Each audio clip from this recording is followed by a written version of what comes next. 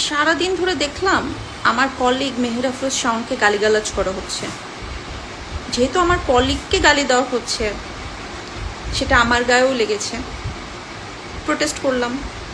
ওমা, এখন দেখি সবাই আমাকেও গালি দিচ্ছে। সবাই না, ওই যে ফালতু কিছু আছে না, যেগুলোর নাম রাখছে জোলাই যোদ্ধা, নিজেরাই নিজেদের নাম রাখছে জোলাই যোদ্ধা, এরা।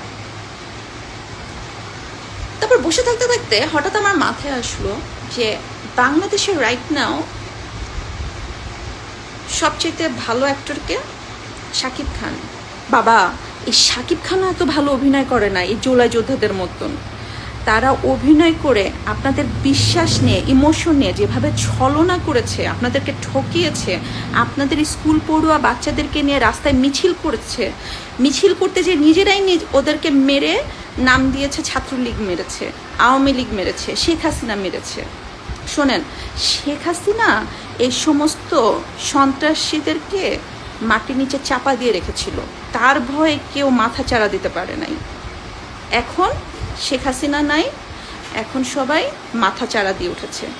এই জন্যই আপনাদের মেয়েরা রেপ হচ্ছে, খুন হচ্ছে, আপনার ছেলেরা রাস্তায় বের হলে হাইজ্যাক হচ্ছে, ছিনতাই হচ্ছে, আপনার বাসায় স্বর্ণ গহনা রেখে আপনারা ঘুমাতে পারছেন না, মা বোন বাসায় থাকতে পারছে না। এগুলাই আপনাদের এই বিশ্বাসের ফল। এখনো সময় আছে, চোখের থেকে কাঠের চশমাটা সরান, এদেরকে বিতাড়িত করেন। ভালো থাকবেন, এখনো সময় আছে।